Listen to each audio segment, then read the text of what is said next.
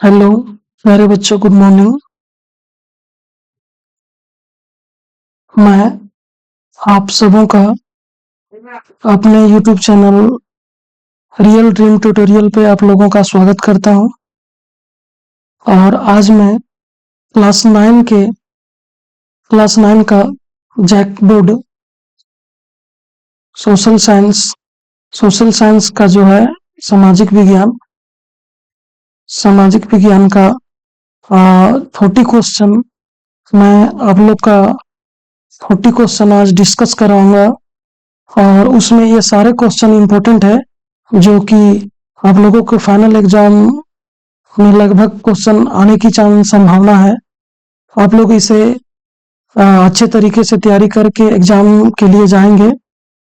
और सभी का मुझे आशा है कि जो इस तरह से पढ़ेंगे उनका A+ नंबर आना आराम से आ सकता है। इस तरह से हम प्रैक्टिस करवाएंगे और 2-4 सेट प्रैक्टिस करवाएंगे ताकि आप लोग का अच्छा से अच्छा मार्क्स आ सके। तो अभी आप लोग क्या कीजिएगा कि अभी सिर्फ प्रैक्टिस पे फोकस करना है, ना कि और कुछ दिमाग लगाना है। ठीक है, तो इस तरह से आप लोग प्रैक्टिस कीजिएगा कि एग्जाम को फाड़ दें। ठीक है, यानी कि एग्जाम बहुत अच्छा से आप लोग का जाए। इसीलिए हम चलिए 1 बाय 1 क्वेश्चन करते हैं। आज सोशल साइंस है, अगला इसी तरह से सोशल साइंस और बाकी सब्जेक्ट जो है उसका भी वीडियो बनाकर अपलोड करेंगे। आप लोग देखिएगा और अच्छा मार्क्स लाइएगा। आप लोग का A+ आना बिल्कुल इजी हो जाएगा अगर इस तरह से प्रैक्टिस करते जाइएगा।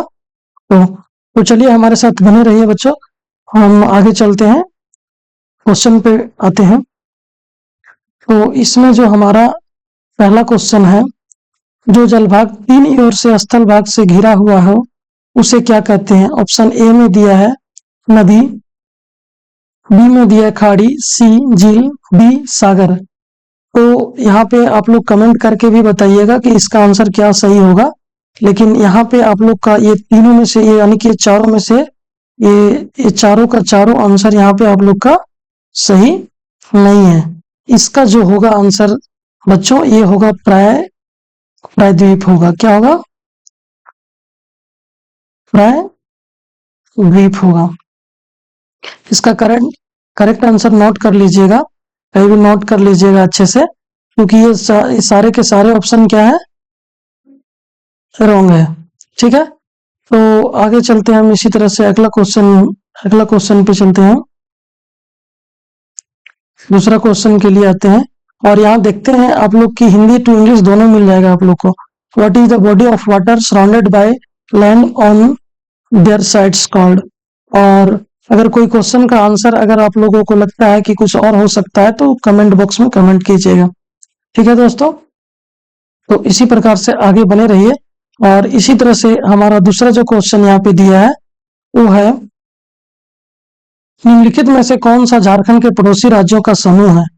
तो निम्नलिखित में से कौन सा झारखंड के पड़ोसी राज्यों का समूह है? तो इस पे हम लोग देखेंगे आगे क्या है इसका ऑप्शन ए में है बिहार, पश्चिम बंगाल, उड़ीसा, छत्तीसगढ़ और उत्तर प्रदेश। बी में है बिहार, पश्चिम बंगाल, उड़ीसा, छत्तीसगढ़ और मध्य प्रदेश। सी में है बिहार, पश्चिम बंगाल, तेलंगाना और छत्तीसगढ़ और उत्तर प्रदेश। डी में है बिहार, पश्चिम बंगाल, उड़ीसा, मध्य प्रदेश और उत्तर प्रदेश। तो यहाँ पे आपका जो आंसर हो जाएगा राइट बच्चों, वो हो जाएगा ऑप्शन नंबर ए। यहाँ ए बिल्कुल सही हो जाएगा, बिहार, पश्चिम बंगाल, उड़ीसा, छत्तीसगढ़। ये झारखंड जो, अगर ये क्या बोलते हैं, झारखंड का अगर मैप आप लोग को मालूम होगा तो झारखंड का पूरा पश्चिम, उत्तर, दक्षिण देख के भी समझ सकते हैं कि क्या क्या हो सकता है। ठीक है, तो इसी तरह से हम लोग अगला क्वेश्चन को देखेंगे। नेक्स्ट क्वेश्चन पे जाते हैं। अगला क्वेश्चन है हमारा निम्नलिखित, क्वेश्चन नंबर तीसरा जो है, निम्नलिखित में से कौन सुमेलित नहीं है? हिमालय नंदा देवी, उत्तरी मैदान खादर, भारतीय मरुस्थल बरखान, प्रायद्वीपीय पठार, उत्तरी सरकार। तो ये हमारा ये जो है यहाँ पे ऑप्शन ये सुमेलित है, बी भी सुमेलित है और ये सी भी सुमेलित है। और यहाँ पे आपका ये जो डी है ये सुमेलित नहीं है, तो यहाँ पे आपका आंसर डी हो जाएगा। इसी तरह से हम लोग आगे बढ़ते हैं, नेक्स्ट क्वेश्चन पे जाते हैं। क्वेश्चन नंबर 4 देखते हैं, निम्नलिखित में से कौन सा सबसे सघन जनसंख्या वाला प्रदेश है? निम्नलिखित में जो सबसे सघन जनसंख्या वाला प्रदेश कौन है? ऑप्शन नंबर ए हिमालय पर्वत, बी उत्तरी मैदान, सी प्रायद्वीपीय पठार, डी भारतीय मरुस्थल।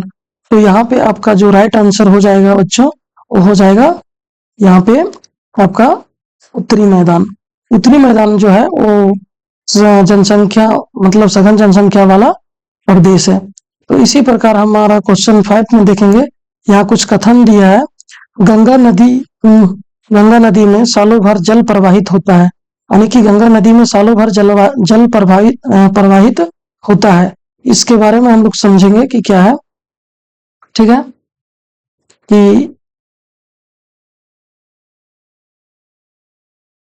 कैसे प्रवाहित होता है, क्या है। ये कथन है कि गंगा नदी में सालों भर जल प्रवाहित होता है, और इसका कारण भी दिया है कि गंगा नदी हिमालय से निकलने वाली नदी है, और गर्मी में हिमालय के बर्फ पिघलने से गंगा नदी को जल प्राप्त होता है। वहां पे दोनों चीज दिया है। अब यहाँ पे हम लोग समझेंगे कि केवल कथन और कारण दोनों दिया है। तो ऑप्शन ए में है केवल कथन सही है, बी कारण सही है और कथन गलत है, सी कथन और कारण दोनों गलत है, डी कथन और कारण दोनों सही है। तो यहाँ पे हम लोग कथन भी पढ़े कि गंगा नदी में सालों भर पानी बहता रहता है, और दूसरा क्या है कि कारण क्या दिया था, गंगा नदी हिमालय से निकलने वाली नदी है, और गर्मी में हिमालय के बर्फ पिघलने से गंगा नदी को जल प्राप्त होता है। ये दोनों सही है, तो ऑप्शन नंबर डी हमारा सही हो जाएगा कि यहाँ पे कथन और कारण दोनों सही है। इसी प्रकार से हम लोग आगे बढ़ेंगे। तो यहाँ पे जो हमारा हिंदी टू इंग्लिश दोनों, अगर इंग्लिश मीडियम वाले बच्चे होंगे तो यहाँ से इंग्लिश वाले आंसर करेंगे, ठीक है, इंग्लिश के लिए भी आंसर करेंगे। और आगे हम इसी तरह से देखते जाते हैं। क्वेश्चन नंबर हमारा 6 जो है वो क्या है, भारत में नदियों का महत्व किन क्षेत्रों में है? भारत में नदियों का महत्व किन क्षेत्रों में है? तो सबसे पहले सिंचाई का मतलब क्या है? ऑप्शन नंबर ए में सिंचाई है, बी नौ संचालक, सी जल विद्युत, डी उपरोक्त सभी। तो भारत में नदियों का जो महत्व है वो सिंचाई के लिए भी किया जाता है, नौ संचालन के लिए भी, और जल विद्युत के लिए। तो यहाँ पे आपका ऑप्शन नंबर डी जो है वो बिल्कुल सही हो जाएगा, ठीक है। तो इसी तरह से हम लोग क्वेश्चन नंबर 7 में आते हैं। भारत में मानसून के आगमन के साथ कौन सी ऋतु का आरंभ होता है? भारत में जब मानसून का आगमन होता है, वो आगमन के साथ साथ यानी कि कौन सा ऋतु आरंभ हो जाता है, कौन सा ऋतु शुरू हो जाता है, ठीक है। आरंभ का मतलब क्या हो गया कि कौन सा ऋतु शुरू हो जाता है। तो यहाँ पे जो हमारा है, यहाँ पे ये ऑप्शन नंबर ए में है ग्रीष्म ऋतु, बी में है वर्षा ऋतु, सी में है शीत ऋतु, डी में है शरद ऋतु। तो यहाँ पे हमारा ऑप्शन नंबर बी सही हो जाएगा कि ये जो है, ये हमारा मानसून जब आगमन होता है भारत में, तो वहां से क्या स्टार्ट होता है, वर्षा ऋतु स्टार्ट होता है, ठीक है। तो इसी प्रकार हम लोग आगे देखते चलेंगे, नेक्स्ट क्वेश्चन की ओर बढ़ते हैं हम लोग। नेक्स्ट क्वेश्चन में क्या है, नेक्स्ट क्वेश्चन में हम लोग पहुंच गए हैं क्वेश्चन नंबर 8 में है हम लोग। कितना क्वेश्चन नंबर में 8 में है। अब 8 को हम लोग देखते हैं अच्छे तरीके से। 8 में क्या है कि जहां 200 सेंटीमीटर से अधिक वर्षा होती है, वहां किस तरह के वन पाए जाते हैं? जहां यानी कि वर्षा का जो है ये सेंटीमीटर में ये पता चलता है कि कितना वर्षा कब हो रही है। तो ये 200 सेंटीमीटर से अधिक वर्षा होती है, वहां किस तरह का वन पाए जाते हैं? तो पहला हमारा क्या है, उष्णकटिबंधीय सदाबहार वन, उष्णकटिबंधीय पतझड़ वन, कंटीले वन तथा झाड़ियां, उपरोक्त सभी। तो यहाँ पे हमारा जो होगा ऑप्शन ए बिल्कुल सही हो जाएगा कि उष्णकटिबंधीय और सदाबहार वन, मतलब यहाँ पे जहाँ पे 200 सेंटीमीटर से अधिक वर्षा होती है, वहां इस तरह का वन देखने को मिलता है। तो बच्चों, अगर आप लोग ये सारे क्वेश्चन का 1 बाय 1 करके अच्छा से कंप्लीट करके जाएंगे, तो आप लोग एग्जाम में बिल्कुल बेहतर करके आइएगा, ये मुझे पूरा विश्वास है। और चलिए नेक्स्ट क्वेश्चन पे आते हैं। कि प्रति हजार पुरुष क्या है, प्रति हजार पुरुष, प्रति हजार पुरुषों पर महिलाओं की संख्या को क्या कहते हैं? जनसंख्या संरचना, ऑप्शन ए जनसंख्या संरचना, बी जनसंख्या अनुपात, और सी लिंग अनुपात, और डी आयु संरचना। तो प्रति हजार पुरुषों पर महिलाओं की संख्या को हम लोग क्या बोलते हैं? लिंग अनुपात बोलते हैं। क्या बोलते हैं? लिंग अनुपात। इसी तरह से अगला क्वेश्चन है, क्वेश्चन नंबर 10 पे आते हैं हम लोग। क्वेश्चन नंबर 10 में क्या दिया है? 10 में दिया है आपका, निम्नलिखित में से कौन जन्म दर का सही अर्थ है? जन्म दर, एक होता है मृत्यु दर, एक होता है आपका जन्म दर, एक होता है मृत्यु दर और एक होता है जन्म दर। तो निम्नलिखित में से कौन सा सही है? ऑप्शन नंबर है, एक वर्ष में प्रति हजार व्यक्तियों में जितने जीवित बच्चों का जन्म होता है। दूसरा बी है, एक वर्ष में प्रति हजार व्यक्तियों में जितने जीवित और मृत बच्चों का जन्म होता है। सी, एक वर्ष में प्रति हजार व्यक्तियों में जितने मृत बच्चों का जन्म होता है। और डी है, एक वर्ष में प्रति हजार व्यक्तियों में जितने बच्चों का प्रवास होता है। तो यहाँ पे आपका ऑप्शन जो हो जाएगा, जन्म दर का सही अर्थ जो निकलेगा वो एक वर्ष में प्रति हजार व्यक्तियों में जितने बच्चों का जन्म होता है, ये बिल्कुल सही हो जाएगा, ऑप्शन नंबर ए। तो इसी तरह से हम लोग क्वेश्चन आगे बढ़ते हैं, क्वेश्चन नंबर 11 पे आते हैं। क्वेश्चन नंबर 11 पे आते हैं हम लोग, क्या है? किसी भी देश में कानून बनाने का सबसे बड़ा अधिकार किसको होता है? किसी में, यानी कि किसी भी देश, चाहे कोई भी देश हो, अपना भारत हो चाहे कोई भी हो, तो किसी भी देश में कानून बनाने का सबसे बड़ा अधिकार जो होता है वो किसके पास होता है? तो हमारा होता है किसके पास? ये ऑप्शन नंबर ए राष्ट्रपति, बी ऑप्शन ए राष्ट्रपति, और बी प्रधानमंत्री, सी संसद, और डी सर्वोच्च न्यायालय। अब देखिए एक बात है कि अगर कोई भी कानून बनाना हो या तोड़ना हो तो संसद का बैठक होता है, और उसमें जिसमें ज्यादा समर्थन मिलते हैं वो कानून को, नया कानून को पारित कर देता है और उसको तोड़ भी सकता है। तो इसलिए इसका जो राइट ऑप्शन हो जाएगा वो सी हो जाएगा, संसद। ठीक है, तो इस प्रकार हम लोग आगे बढ़ेंगे। ठीक है, इस प्रकार जो हमारा है आगे है, आगे क्या दिया हुआ है? क्वेश्चन नंबर 12 में आते हैं हम लोग। दिया है, दक्षिण अफ्रीका में रंग भेद कब खत्म हुआ? दक्षिण अफ्रीका में रंग भेद कब खत्म हुआ? ऑप्शन नंबर ए 26 अप्रैल 1948 में, बी 26 अप्रैल 1994 में, सी 26 जून 1989 में, डी 26 जनवरी 1994 में। तो यहाँ जो आपका है, ये जो ये दक्षिण अफ्रीका में रंग भेद, यहाँ पे काला और गोरा का रंग भेद था, तो ये आप लोग पढ़े होंगे चैप्टर में, तो आप लोग को समझ में आता भी होगा। तो ये चीज को जो खत्म किया गया था वो यानी कि 26 अप्रैल 1994 में ये चीज को खत्म किया गया था। तो इसको हम लोग, यानी कि इसका ऑप्शन बी सही हो जाएगा। नेक्स्ट क्वेश्चन पे चलते हैं हम लोग, क्या है आगे, क्या है? क्वेश्चन नंबर 13 में चलते हैं कि लोकतंत्र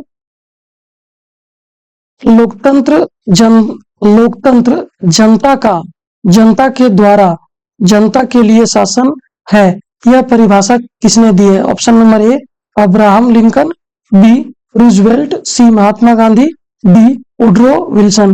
तो इसका आपका राइट आंसर हो जाएगा option number A Abraham Lincoln. ठीक है, तो नेक्स्ट क्वेश्चन की ओर हम लोग बढ़ते हैं, क्वेश्चन नंबर 14 की ओर चलेंगे। अब इसमें क्या दिया है वो देखते हैं हम लोग। आगे क्या दिया 14 में? संविधान सभा की पहली बैठक कब हुई थी? संविधान सभा की पहली बैठक कब हुई थी? ठीक है, तो इसका ऑप्शन ए में है क्या?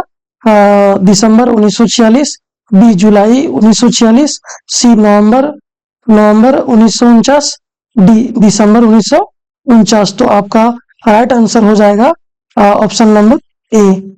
ऑप्शन नंबर ए आपका राइट आंसर हो जाएगा दिसंबर 1946। ठीक है, तो इसी प्रकार से अगर आप लोग को कहीं भी कुछ डाउट होता है तो कमेंट बॉक्स में कमेंट कीजिएगा, और जो सही आंसर, अगर आप लोग को कहीं कुछ दिक्कत लगता है तो कमेंट बॉक्स में कमेंट करके सजेस्ट हमें कर सकते हैं। और आप लोग को और किसका वीडियो चाहिए वो हमें कमेंट कीजिएगा, तो हम दूसरे वीडियो को भी बना के आप लोगों को तक पहुंचाने का काम करेंगे। तो नेक्स्ट क्वेश्चन देखते हैं हम लोग, 15 नंबर में आते हैं। 15 में क्या दिया हुआ है कि लोकसभा चुनाव के लिए भारत को कितने कितने निर्वाचन क्षेत्रों में बांटा गया है। देखिए कि लोकसभा का चुनाव हुआ था कुछ दिन पहले मानी कि भारत में, तो उसमें जो निर्वाचन कितने निर्वाचन क्षेत्रों में बांटा गया है, तो ऑप्शन नंबर ए है 541, बी है 543, सी है 241, डी है 243। यानी कि यहाँ पे जो आपका निर्वाचन के लिए जो निर्वाचन क्षेत्र होते हैं जो लोकसभा चुनाव के लिए, वो आपका 543 होते हैं, इसलिए ऑप्शन नंबर बी आपका सही आंसर हो जाएगा। इसी प्रकार से हम लोग नेक्स्ट क्वेश्चन पे चलते हैं। अगला क्वेश्चन है आप लोगों के सामने, हमारा संविधान हमें कितने मौलिक अधिकार प्रदान करता है। हमारा संविधान जो है हमें कितने मौलिक अधिकार प्रदान करता है, ठीक है। तो अभी कुछ मौलिक अधिकार है जो हमें स्वतंत्रता का अधिकार और शिक्षा का अधिकार, ऐसे ऐसे मतलब दो चार, यानी कि जो ये मौलिक अधिकार हमें प्राप्त है, जो ये हमारा हक बनता है इस पे। तो यहाँ ऑप्शन ए में दिया है 5, बी में 6, सी 7, डी 8। तो आपका यहाँ जो राइट आंसर हो जाएगा यह ऑप्शन नंबर 6 हो जाएगा, ठीक है। तो इसके बारे में भी हम लोग आगे पढ़ेंगे कि कौन कौन से मौलिक अधिकार हमें प्राप्त हैं, ठीक है, जो हमें संविधान से हमें प्राप्त हुआ है, ठीक है। तो नेक्स्ट क्वेश्चन की ओर आगे हम लोग बढ़ेंगे। आगे आते हैं क्वेश्चन नंबर 17 में आते हैं। क्वेश्चन नंबर 17 में क्या है कि निम्नलिखित में कौन राजनीतिक कार्यपालिका का हिस्सा होता है। निम्नलिखित में कौन राजनीतिक कार्यपालिका का हिस्सा होता है। ऑप्शन नंबर ए जिलाधीश, बी गृह मंत्रालय का सचिव, सी गृह मंत्री, डी पुलिस महानिदेशक। तो यहाँ पे आपका राइट आंसर जो हो जाएगा वो हो जाएगा ऑप्शन नंबर सी, क्या हो जाएगा, गृह मंत्री, ठीक है। तो इसी तरह से हम लोग आगे बढ़ते हैं, क्वेश्चन नंबर 18 पे चलते हैं। क्या है क्वेश्चन नंबर 18 में कि सरकारी निर्णय से उठने वाले विवादों का निपटारा कौन करता है। यानी कि जो सरकारी निर्णय जो आते हैं, ठीक है, सरकारी निर्णय से उठने वाले विवाद, यानी जब सरकारी निर्णय कुछ लिया जाता है तो उसमें देखते होंगे कि विवाद उत्पन्न होता होगा, क्या होता है, बहुत सारे विवाद आते हैं, तो उसका निपटारा कौन करता है, ठीक है। तो इसका जो है निपटारा कौन करता है, ऑप्शन नंबर ए सर्वोच्च न्यायालय, बी राष्ट्रपति, सी प्रधानमंत्री, डी मुख्यमंत्री। तो कोई भी अगर सरकारी निर्णय से उठने वाले विवादों का अगर निपटारा करना है तो सर्वोच्च न्यायालय के पास जाना पड़ता है, ठीक है, सर्वोच्च न्यायालय ने उसका निपटारा करता है। नेक्स्ट क्वेश्चन को हम आगे देखेंगे, क्या है, क्वेश्चन नंबर 19 में है कि किसके नेतृत्व वाली पार्टी ने 1971 के लोकसभा चुनाव में गरीबी हटाओ का नारा दिया था। तो ऑप्शन नंबर ए में है जयप्रकाश नारायण, बी इंदिरा गांधी, सी मोरारजी देसाई, डी एन.टी. रामाराव, ठीक है। तो इस प्रकार से जो हमारा जो यानी कि एक महिला प्रधानमंत्री हम लोग को देखने में भी मिला था, ठीक है। तो यहाँ पे जो आपका राइट आंसर हो जाएगा कि श्रीमती इंदिरा गांधी, यानी कि ऑप्शन नंबर बी आपका राइट आंसर है। तो इसी प्रकार से हम लोग आगे बढ़ेंगे, ठीक है। और आप लोग सारे क्वेश्चन को अच्छे से मतलब समझ के याद करके और एग्जाम में जाइएगा और एकदम फाड़ के आइएगा, एकदम से कोई दिक्कत नहीं होगा। आप लोग का एकदम 2-4 सेट प्रैक्टिस करवाएंगे, उसमें से सारा आप लोग का क्वेश्चन टच करेगा। तो आप लोग अच्छे से क्वेश्चन को सिर्फ याद करके अच्छे से जाइएगा और ऑप्शन को अच्छे से समझिएगा और ऑप्शन को टिक आउट करना है। वहां पे ए ऑप्शन इस तरह से सीरियल हो सकता है नहीं मिले, लेकिन अगर अच्छा से आप लोग अगर करके जाइएगा तो आप लोग को A+ मार्क्स लाने से कोई नहीं रोक सकता है, ठीक है। तो बच्चे हमारे साथ आगे बने रहिए। आगे देखते हैं क्या है, केंद्र सरकार का प्रमुख कौन होता है। यानी जो केंद्र सरकार है, यानी कि सेंट्रल गवर्नमेंट है, उसका जो प्रमुख है वो कौन होता है। क्वेश्चन नंबर 20 में हम लोग हैं, तो उसका प्रमुख कौन होता है। ऑप्शन नंबर ए राष्ट्रपति, बी राज्यपाल, सी प्रधानमंत्री, डी मुख्यमंत्री। तो यहाँ पे आपका राइट आंसर हो जाएगा ऑप्शन नंबर सी, प्रधानमंत्री जो होता है वो केंद्र सरकार का प्रमुख होता है और ये बहुत सारे निर्णय में अपना ये हम योगदान देता है, ठीक है। तो इसी प्रकार से हम लोग क्वेश्चन नंबर 21 पे चलेंगे। एक वर्ष में किसी भूमि पर एक से ज्यादा फसल पैदा करने की विधि क्या कहलाती है। ऑप्शन नंबर ए खरीफ फसल, बी बहुविध फसल प्रणाली, सी फसल चक्र और डी रबी फसल। तो यहाँ पे आपका राइट आंसर हो जाएगा बहुविध फसल प्रणाली। इसी तरह से हम लोग आगे बढ़ेंगे और आगे अगला क्वेश्चन करेंगे। ठीक है, तो हम लोग आगे बढ़ते हैं, क्वेश्चन नंबर 23 पे आ गए हैं। ठीक है, तो यहाँ पे क्या है आपका 23 में आप देख सकते हैं कि जापान जैसे देशों ने अपने देश के विकास के लिए किस चीज पर निवेश किया है, यानी कि जापान यानी अपने देश को डेवलप करने के लिए किस चीज पे ज्यादा निवेश किया है। ठीक है, तो यहाँ से हम लोग देख सकते हैं कि सबसे ज्यादा जो निवेश है वो यहाँ ऑप्शन दिया है, ये शिक्षा पर निवेश किए हैं, और बी है परिवहन पर निवेश किए हैं, सी कृषि पे निवेश किए हैं, डी खनन पे निवेश किए हैं। तो जापान जो है वो सबसे ज्यादा जो निवेश किया है अपने विकास के लिए वो शिक्षा पर किया। ऑप्शन नंबर ए आपका राइट आंसर हो जाएगा। इसी प्रकार से हम लोग 24 पे जाते हैं, क्वेश्चन नंबर 24 क्या है, इनमें से कौन तृतीयक क्षेत्र के क्रियाकलापों में नहीं आते हैं। तो देखिए, ये हम लोग जो यहाँ पे सोशल साइंस में पढ़े होंगे, प्राथमिक क्षेत्रक, द्वितीयक क्षेत्रक, तृतीयक क्षेत्रक, तो उसमें सारे को आप लोग को पता होगा कि कौन किस में क्या आता है अगर अच्छे से पढ़े होंगे तो। ऑप्शन नंबर ए है बैंकिंग, बी है शिक्षा, सी है खनन और डी है पर्यटन। ठीक है, तो बैंकिंग यानी कि पैसों का लेन देन, शिक्षा यानी कि पढ़ाई लिखाई जो होता है, खनन मतलब ये हो जाता है यानी कि उद्योग वगैरह जो हो गया, या क्या बोलते हैं जहाँ से लौ अयस्क चाहे कोई भी खनिज पदार्थ को प्राप्त किया जाता है। और ये पर्यटन मतलब जहाँ पे घूमने का जो स्थल होता है वो। तो यहाँ बोला क्या है कि तृतीयक, यहाँ क्या बोला है आपको, बोला गया तृतीयक क्षेत्र के क्रियाकलापों में नहीं आते हैं, नहीं पे फोकस कीजिएगा, नहीं आते हैं। तो बैंकिंग आता है, शिक्षा आता है और ये पर्यटन भी आता है। तो यहाँ पे ये खनन जो है, ये खनन आपका जो है वो तृतीयक क्षेत्र में नहीं आता है, तो इसलिए राइट आंसर ये हो जाएगा सी। और आप लोग भी कमेंट कीजिएगा कि इसका राइट आंसर कौन होगा। ठीक है, तो आगे बढ़ते हैं हम लोग क्वेश्चन नंबर 25 में। भारत सरकार ने कक्षा के बच्चों की उपस्थिति को बढ़ावा देने के लिए कौन सी योजना कार्यान्वित किया था, यानी कि कौन सा जो योजना जो है लाया था कि यानी कि कक्षा में बच्चों की उपस्थिति को बढ़ावा मिल सके। ये यहाँ पे ऑप्शन नंबर ए में है सर्व शिक्षा अभियान, बी सेतु पाठ्यक्रम और सी स्कूल लोटसवीर और डी दोपहर के भोजन की योजना। तो देखिए, जो बच्चों की उपस्थिति को बढ़ावा देने के लिए सरकार एक योजना चालू की थी, वो है आपका ऑप्शन नंबर डी दोपहर का भोजन, मिड डे मील जिसको इंग्लिश में बोलते हैं हम लोग, और दोपहर का भोजन की योजना लाई थी, सरकार के द्वारा लाया गया था। ठीक है, तो हम लोग आगे चलते 26 पे चलते हैं।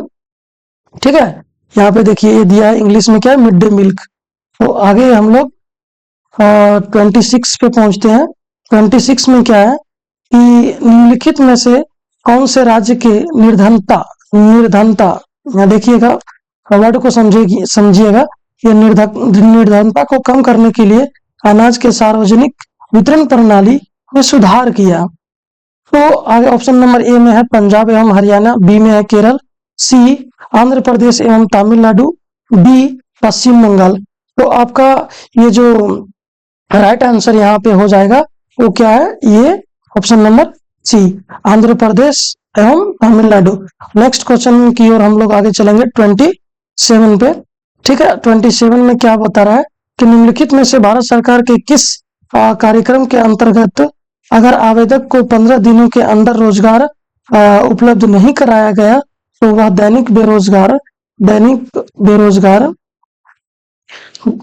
बेरोजगार भत्ते का हकदार होगा। ऑप्शन नंबर ए में है राष्ट्रीय काम करने के बदले अनाज, बी राष्ट्रीय रोजगार गारंटी कोष, सी प्रधानमंत्री रोजगार योजना और आपका क्या है, डी है स्वर्ण जयंती ग्राम स्वरोजगार योजना। तो आपका जो है ये आपका ऑप्शन नंबर यहाँ हो जाएगा बी, आपका राइट हो जाएगा राष्ट्रीय रोजगार गारंटी कोष। ठीक है, तो इसी तरह से हम लोग आगे अगले क्वेश्चन पे बढ़ते हैं। ठीक है, आगे क्वेश्चन क्या है, क्वेश्चन नंबर 28, भारत में ग्रामीण क्षेत्र में प्रतिदिन प्रति व्यक्ति कितनी कैलोरी की आवश्यकता स्वीकृति की गई है।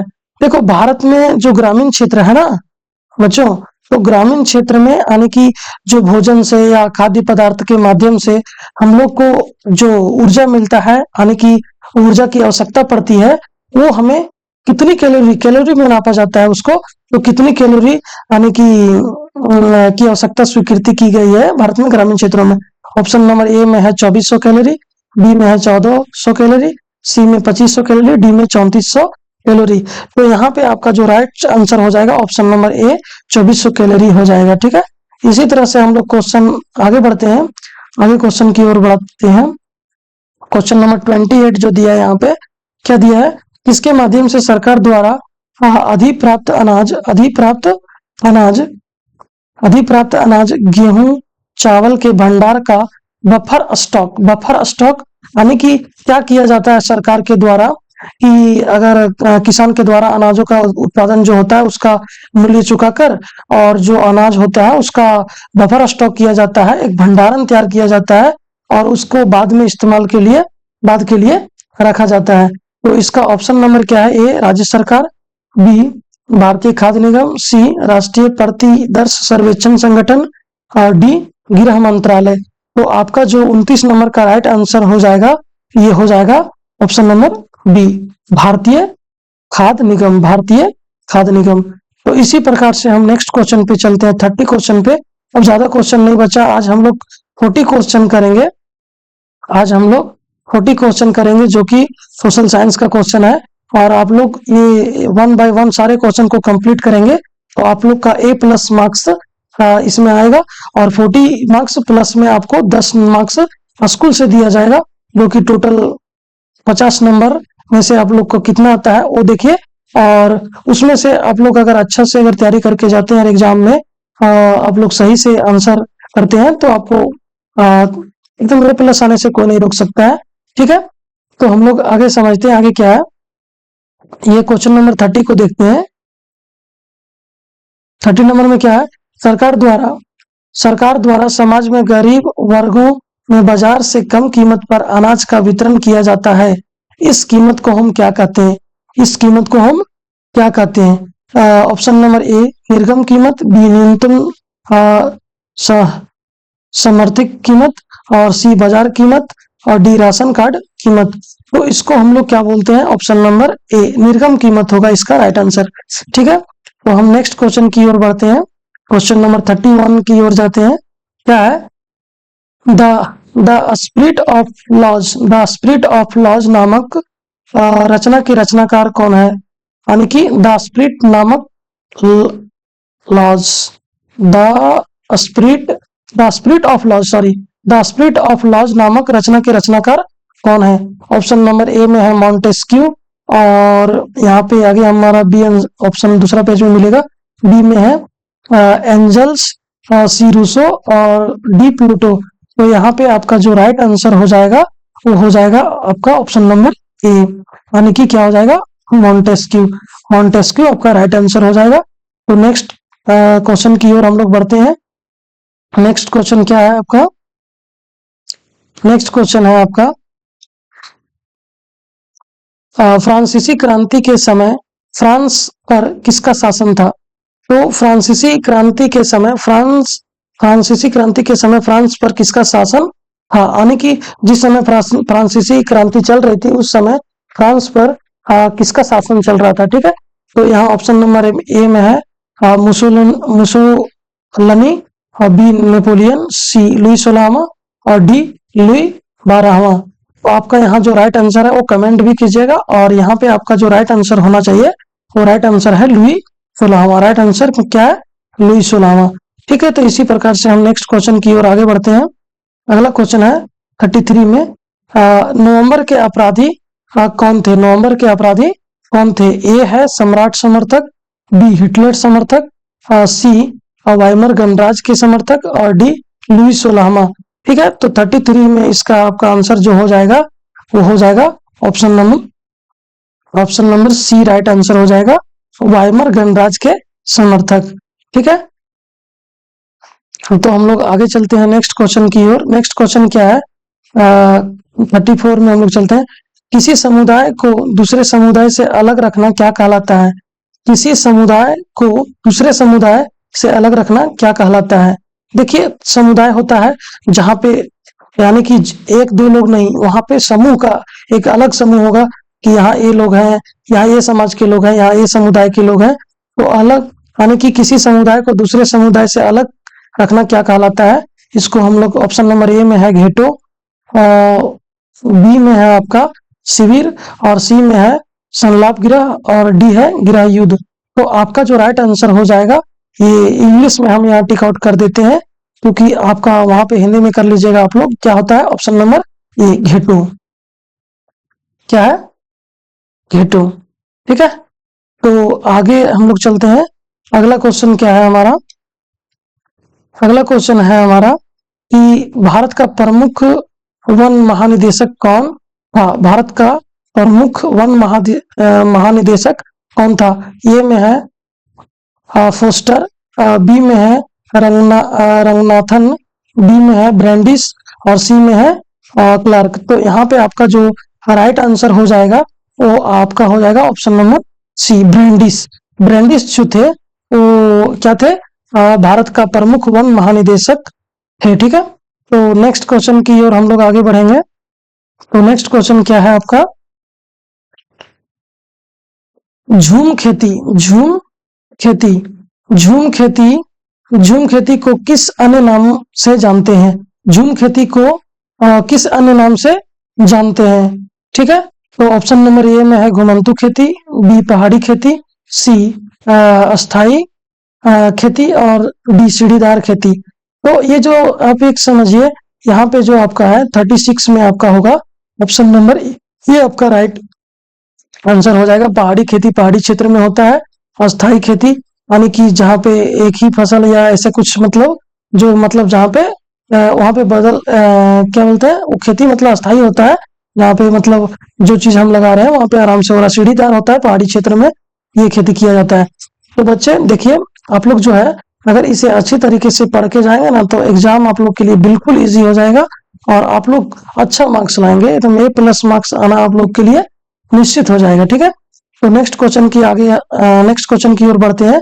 अब ज्यादा क्वेश्चन हमारे पास नहीं रह गया है। ठीक है, तो भारतीय वन सेवा की स्थापना कब हुई थी? वन सेवा, भारतीय वन सेवा की स्थापना कब हुई थी? तो वन सेवा करने का मतलब है कि हम लोग तो वन को लगाते हैं, लेकिन वन का संरक्षण भी करना बहुत जरूरी है, क्योंकि वन का संरक्षण करने के लिए, उसकी देखभाल करने के लिए अगर कोई कमेटी नहीं रहेगी तो वन सही सलामत से नहीं रहेगा। इसीलिए भारतीय वन सेवा की स्थापना किया गया था। ठीक है, तो पहला ऑप्शन है 1857 ईस्वी, और आपका यहाँ से हम लोग आगे बढ़ते हैं। दूसरा ऑप्शन है 1864 ईस्वी, और सी है आपका 1874 ईस्वी, और डी है आपका 1854 ईस्वी। तो आपका यहाँ पे जो राइट आंसर हो जाएगा ये हो जाएगा आपका ऑप्शन नंबर बी। क्या हो जाएगा आपका? ऑप्शन नंबर बी 1864 ईस्वी। अगर आप लोग को कहीं कुछ डाउट लगे तो वो कमेंट करके आप पूछ सकते हैं। ठीक है, तो आगे देखते हैं हम लोग क्या है आगे। अब क्वेश्चन कंप्लीट होने जा रहा है हम लोग का, ज्यादा क्वेश्चन बचा हुआ नहीं है। क्वेश्चन नंबर 38 में आते हैं, फ्रांस की क्रांति कब हुई थी? तो फ्रांस की क्रांति, ये क्वेश्चन को आप स्टार्टिंग में ही पढ़ते आ रहे होंगे, आप कमेंट करके भी बता सकते हैं हमें कि फ्रांस की क्रांति कब हुई थी। तो आपका ऑप्शन नंबर ए है 1789, बी 1786 ईस्वी, सी 1784 ईस्वी, डी 1700 ईस्वी। तो यहाँ पे जो आपका राइट आंसर हो जाएगा वो हो जाएगा 1789 ईस्वी। 1789 ईस्वी एकदम बिल्कुल करेक्ट आंसर है। और आप लोग कमेंट बॉक्स में भी कमेंट करके भी आंसर बताइएगा हम लोगों को। अगर कहीं कुछ आप लोगों को दिक्कत लगे तो कमेंट करके आंसर को बताइएगा। ठीक है, तो अब हम लोग आते हैं इधर 39 में। औपनिवेशिक सरकार ने अपराधी जनजाति अधिनियम कब पारित किया? औपनिवेशिक सरकार ने अपराधी जनजाति अधिनियम कब पारित किया? ऑप्शन नंबर ए 1879 ईस्वी, बी 1871 ईस्वी, सी 1869 ईस्वी, डी 1854 ईस्वी। तो आपका जो 39 का जो राइट आंसर हो जाएगा ये आपका हो जाएगा 1871 ईस्वी, जो ऑप्शन नंबर बी में आपको देखने को मिल रहा है। राइट आंसर क्या हो जाएगा? 1871 ईस्वी। ठीक है, तो आपका जो अब एक लास्ट क्वेश्चन पे है हम लोग है, क्वेश्चन नंबर 40। ये क्या है? लास्ट क्वेश्चन है, और इसे करके हम लोग फिर इसका हद करके या किसी भी तरह से रट के कंप्लीट करके हम लोग एग्जाम में जाएंगे, ताकि हम लोग का ज्यादा से ज्यादा क्वेश्चन बन जाए। ठीक है, तो क्वेश्चन ये भी, इसका भी आंसर आप लोग कमेंट कर सकते हैं, ठीक है। तो कमेंट कीजिएगा ये क्या है, रूस की क्रांति कब हुई। ऑप्शन नंबर ए में है 1917 ईस्वी, ठीक है, 1917 ईस्वी। बी में है आपका 1921 ईस्वी। सी में है आपका 1922 ईस्वी। डी में है आपका 1924 ईस्वी। तो आपका जो है वो राइट आंसर आपका हो जाएगा यहाँ पे ऑप्शन नंबर ए। इंग्लिश में हम यहाँ टिक आउट कर देते हैं, आप लोग वहां भी वही देख लीजिएगा कि इतना ईस्वी में आपका 1917 ईस्वी में ये जो रूस की जो क्रांति हुई थी, यानी कि रूस की जो क्रांति हुई थी वो हुआ था, ठीक है। तो आप लोग को कैसा लगा ये वीडियो, ये कमेंट करके हमें बताइएगा, ठीक है। और अगर ये वीडियो आप लोग को अच्छा लगा होगा तो अपने दोस्तों के पास इसको सिर्फ शेयर कर दीजिएगा, ठीक है। अपने दोस्तों के पास क्या कीजिएगा, शेयर कर दीजिएगा। और हमारा मनोबल को बढ़ाने के लिए आप इसे लाइक भी कर सकते हैं, ठीक है। आप लोग को जो समझना है वो करिए, लेकिन इसको अच्छा से पढ़कर जाइए और एग्जाम को एकदम बिल्कुल इजी बना के आइए। और एकदम A+ मार्क्स आप लोग का कोई नहीं रोक सकता है अगर अच्छे से आप लोग तैयारी करके जाएंगे। और वहां पे एक बात और है कि आप लोग एग्जाम में जाइएगा तो आप लोग का OMR शीट मिलेगा, वहां पे ऐसे करके ये रंगने वाला आप लोग को दिखेगा, ऑप्शन दिया रहेगा। क्वेश्चन नंबर 1 है A, B, C और D करके ऑप्शन। तो जो आपका जो राइट आंसर होगा उसको, अगर बी राइट है या ए राइट है, उसको तो अच्छे तरीके से फिल कीजिएगा, इसको बाहर जाने नहीं दीजिएगा, तो आपका ये सही कहलाएगा। अगर हम लोग ऐसे हल्का फुल्का कर दिए तो वो गलत हो जाएगा, अगर हम टिक कर दिए तो भी हमारा गलत हो जाएगा, अगर आधा भरे अगर बाहर भर दिए तो भी हमारा गलत हो जाएगा। इस चीज को आप अच्छे से ध्यान दीजिएगा। और 40 नंबर आप लोगों के हाथ में है और आपका 10 नंबर स्कूल से मिलेगा। टोटल 50 मार्क्स का एग्जाम होगा। और किसी भी विषय को आप हल्के में नहीं लीजिएगा, क्योंकि आपका 5 सब विषय में से आपको 4 विषय में पास होना जरूरी है। अगर आप 4 विषय में, अगर किसी 3 विषय में अच्छा अंक ले आए और एक विषय में अगर फेल हो गए तो आपको फेल करार कर दिया जाएगा। तो बच्चों इस चीज को अच्छे से वीडियो को अध्ययन कीजिएगा और इसे याद करके आप एग्जाम हॉल में जाइएगा और अच्छे से शांति से पढ़ करके क्वेश्चन का आंसर आराम आराम से कीजिएगा। और जो दिक्कत आता है वो कमेंट करके हमें पूछ सकते हैं। और आपको किस टाइप की वीडियो चाहिए और किस सब्जेक्ट की वीडियो चाहिए वो क्लास 9 के बच्चे हमें कमेंट करके आगे सजेस्ट कर सकते हैं। तो धन्यवाद बच्चों, आज का क्लास यहीं समाप्त किया जाता है। जय हिंद।